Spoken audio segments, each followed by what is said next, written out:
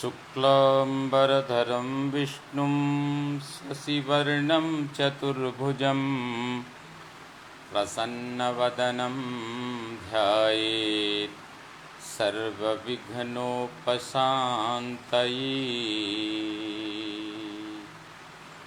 लक्ष्मीनारायणं वन्दे तद्भक्तप्रवरो हि यः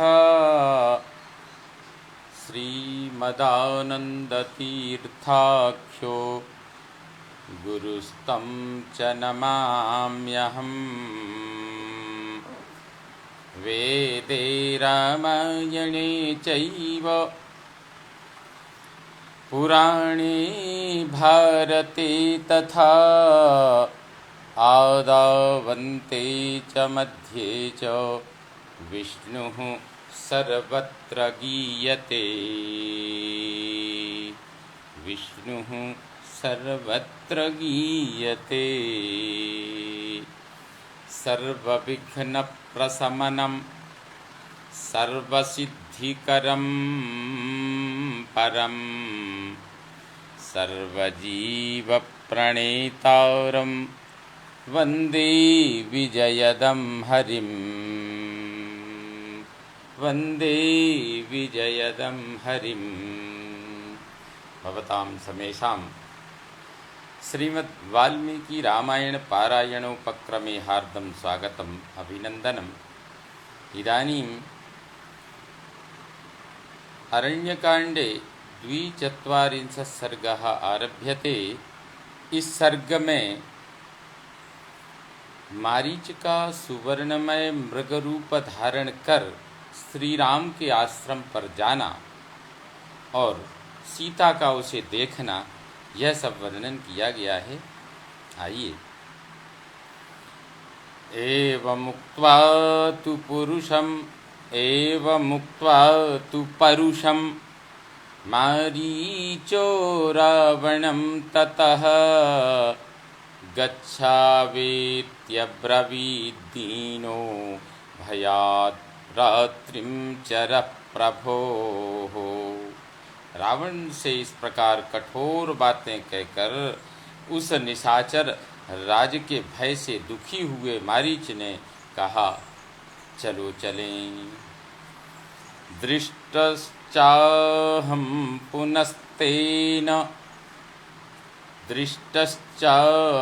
पुनस्तेन सरचापासिधारिणा मद्वधोद्यतशस्त्रेण निहतं जीवितं च मे। निहतं जीवितं च मे। मेरे वध के लिए जिनका हथियार सदा उठा ही रहता है, उन धनुष बाण और तलवार धारण करने वाले श्री रामचंद्र जी ने यदि मुझे देख लिया तो वे मेरे जीवन का अब अंत कर ही देंगे।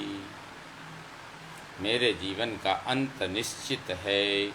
नहीं रामं पराक्रम्य जीवन प्रतिनिवर्तते वर्तते प्रतिरूपोऽसौ यमदंडहतस्य ते। श्री रामचंद्र जी के साथ पराक्रम दिखाकर कोई जीवित नहीं लौटता। तुम यमदंड के मारे गए हो, तुम यमदंड से मारे गए हो, इसीलिए उससे भिड़ने की बात सोचते हो। वे श्री रामचंद्र जी तुम्हारे लिए यमदंड के समान ही हैं।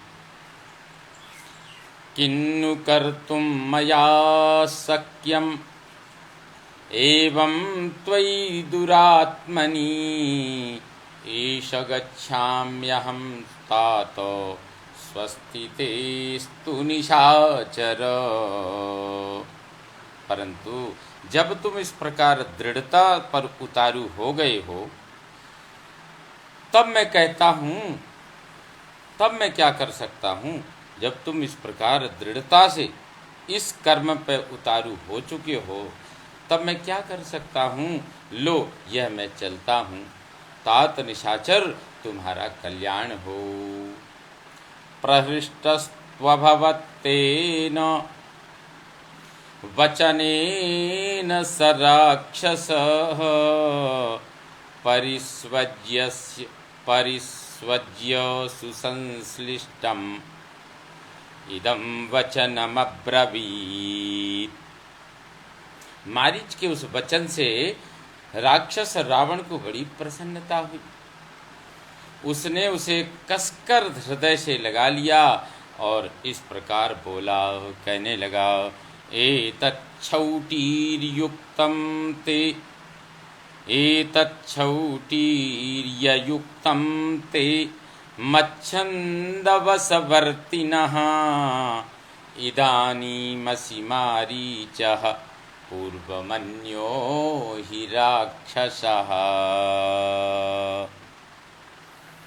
यह तुमने वीरता की बात कही है, क्योंकि अब तुम तो मेरी इच्छा के वशवर्ती हो गए हो। इस समय तुम वास्तव में मारीच हो। पहले तुम में किसी दूसरे राक्षस का आवेश हो गया था।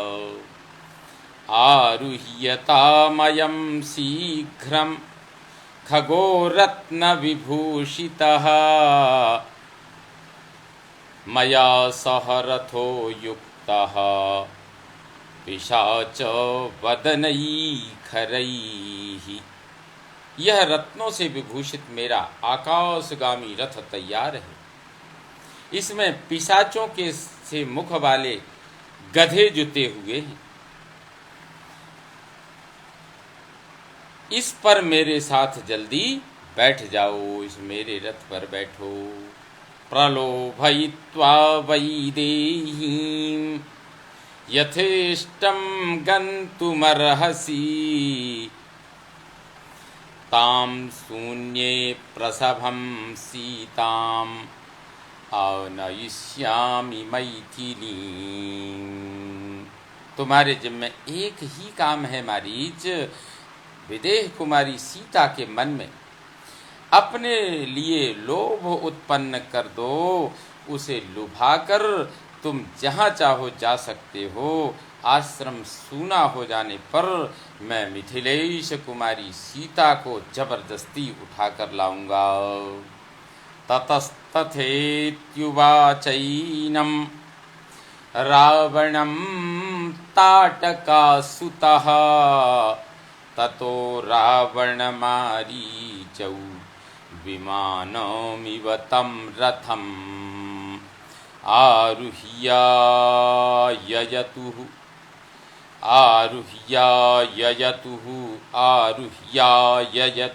शीघ्रं तस्मादाश्रममण्डलात्। तब ताटका कुमार मारीच ने रावण से कहा, तथास्तु, ऐसा ही हो। तदनंतर रावण और मारीच दोनों उस विमानाकार रथ पर बैठकर शीघ्र ही उस आश्रम मंडल से चल दिए। तथैव तत्र पश्यन्तौ पत्तनानि वनानि च गिरींश्च सरितः सर्वा राष्ट्राणि नगराणि च समेत्य दण्डकारण्यं राघवस्याश्रमं ततः ददर्श सह मारीचो रावणो राक्षसाधिपः। मार्ग से पहले की ही भांति अनेकानेक पत्तनों, वनों, पर्वतों, समस्त नदियों, राष्ट्रों तथा नगरों को देखते हुए दोनों ने दंडकारण्य में प्रवेश किया और वहां मारीच सहित राक्षस राज रावण ने श्री रामचंद्र जी का आश्रम देखा।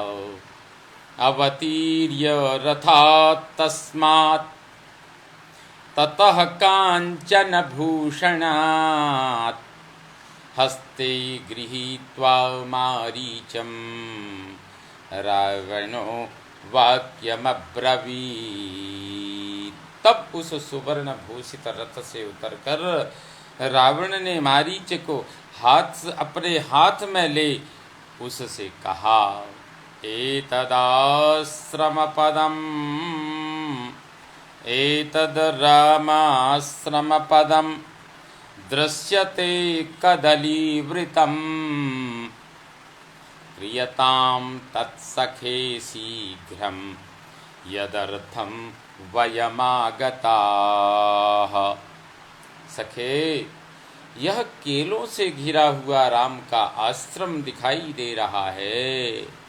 अब शीघ्र ही वह कार्य करो जिसके लिए हम लोग यहाँ आए हैं। सरावण वचः श्रुत्वा मारीचो राक्षसस्तदा मृगो भूत्वा श्रमद्वारी रामस्य विचचारः। रावण की बात सुनकर राक्षस मारीच उस समय मृग रूप धारण करके श्री राम के आश्रम के द्वार पर विचरने लगा। सतु रूपम समास्थाय महदद्भुत दर्शनम मणिप्रवर श्रृंगाग्रह सितासित मुखाकृतिः रक्तपद्मोत्पलमुख इन्द्रनीलोत्पलस्रवाः किञ्चिदभ्युन्नतग्रीव इन्द्रनीलनिभोदरः मधुकनिभपार्श्वश्च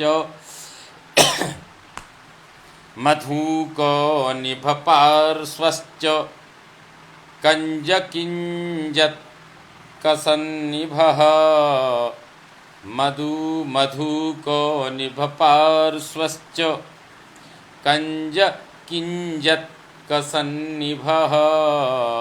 उस समय उसने देखने में बड़ा ही अद्भुत रूप धारण कर रखा था। उसके सींगों के ऊपरी भाग इंद्रनील नामक श्रेष्ठ मणि के बने हुए जान पड़ते थे। मुखमंडल पर सफेद और काले रंग की बूंदें थीं। मुख का रंग लाल कमल के समान था। उसके कान नील कमल के तुल्य थे और गर्दन ऊंची थी। उदर का भाग इंद्रनील मणि की कांति धारण कर रहा था। पार्श्व भाग महुए के फूल के समान श्वेत वर्ण के थे। शरीर का सुनहरा रंग कमल के केसर की भांति सुशोभित होता था। वैदूर्य संकासखुरः तनुजंघः सुसंहतः इंद्रायुध सवर्णेन पुच्छेनोर्ध्वं विराजितः।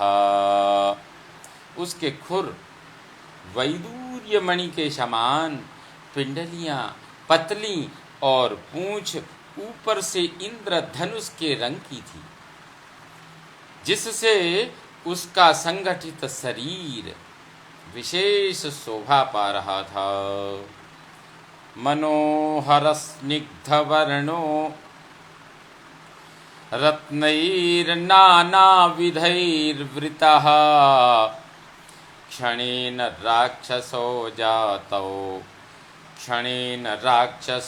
जातो मृगः परमशोभनः। उसकी देह की कांति बड़ी ही मनोहर और चिकनी थी। नाना प्रकार की रत्नमयी बूंदियों से विभूषित दिखाई देता था। राक्षस मारीच क्षण भर में ही परम शोभाशाली मृग बन गया। वनम प्रज्वलयन् रम्यं रामाश्रम पदम च तत् मनोहरं दर्शनीयं रूपं कृत्वा स राक्षसः। प्रलोभनार्थं वैदेह्या नानाधातुविचित्रितं विचरन् गच्छते सम्यक् साद्बलानि समन्ततः। सीता को लुभाने के लिए विविध धातुओं से चित्रित मनोहर एवं दर्शनीय रूप धारण करके वह निशाचर उस रमणीय वन तथा श्री राम के उस आश्रम को प्रकाशित करता हुआ सब ओर उत्तम घासों को चरने और विचरने लगा। रौप्ये बिन्दुसतैश्चित्रं भूत्वा च प्रियदर्शनः विटपीनां किसलयान् भक्षयन् विचचारः। सैकड़ों रजतमय बिंदुओं से युक्त विचित्र रूप धारण करके वह मृग बड़ा प्यारा दिखाई देता था। वह वृक्षों के कोमल पल्लवों को खाता हुआ इधर उधर विचरने लगा। कदली गृहकं गत्वा कर्णिकारानितस्ततः समाश्रयन् मन्दगतिं सीता संदर्शनम ततः। केले के बगीचे में जाकर वह कनेरों के कुंजों में जा पहुंचा। फिर जहां सीता की दृष्टि पड़ सके ऐसे स्थान पर जाकर मंदगति का आश्रय ले इधर उधर घूमने लगा। राजीव चित्र पृष्ठः स वीरराज महामृगः रामाश्रमपदाभ्यासे विचचार यथा सुखम। उसका पृष्ठभाग कमल के केसर की भांति सुनहरे रंग का होने के कारण विचित्र दिखाई देता था। उससे उस महान मृग की शोभा बड़ी शोभा हो रही थी। श्री रामचंद्र जी के आश्रम के निकट ही वह अपनी मौज से मस्ती में घूम रहा था। पुनर्गत्वा निवृत्तश्च विचचार मृगोत्तमः गत्वा मुहूर्तं त्वरया पुनः प्रतिनिवर्तते। वह श्रेष्ठ मृग कुछ दूर जाकर फिर लौट आता था और वहीं घूमने लगता था। 2 घड़ी के लिए कहीं चला जाता फिर बड़ी उतावली के साथ लौट आता था। विक्रीडंश्च क्वचित् भूमौ पुनरेव निषीदति आश्रमद्वारमागम्य मृगयूथानि गच्छति। वह कहीं खेलता कूदता और पुनः भूमि पर ही बैठ जाता था। फिर आश्रम के द्वार पर आकर मृगों के झुंड के पीछे पीछे चल देता था। मृगयूथैरनुगतः पुनरेव निवर्तते सीता दर्शनमाकांक्षन् राक्षसो मृगतांगतः। तत्पश्चात झुंड के झुंड मृगों को साथ लिए फिर लौट आता था। उस मृगरूपधारी राक्षस के मन में केवल यह अभिलाषा थी कि किसी तरह सीता की दृष्टि मुझ पर पड़ जाए। परिभ्रमति चित्राणि मंडलानि विनिस्पतन् समुद्वीक्ष्य च सर्वे तं मृगायेऽन्ये वनेचराः उपगम्य समाघ्राय विद्रवन्ति दिशो दश। सीता के समीप आते समय वह विचित्र मंडल पैंतरे दिखाता हुआ चारों ओर चक्कर लगाता था। उस वन में विचरने वाले जो दूसरे मृग थे उसे देखकर पास आते और सूंघकर 10 दिशाओं में भाग जाते थे। राक्षसः सोपितान् वन्यान् मृगान् मृगवधे रतः प्रच्छादनार्थं भावस्य न भक्षयति संस्पृशन। राक्षस मारीच यद्यपि मृगों के वध में ही तत्पर रहता था, तथापि उस समय अपने भाव को छिपाने के लिए उन वन्य मृगों का स्पर्श करके भी उन्हें खाता नहीं था। तस्मिन्नेव ततः काले वैदेही शुभलोचना कुसुमापचैपाद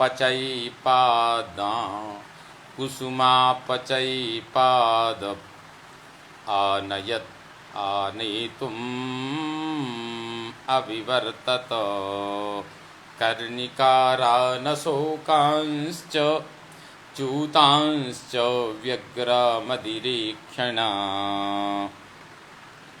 कुसुमापचयं पादपान्।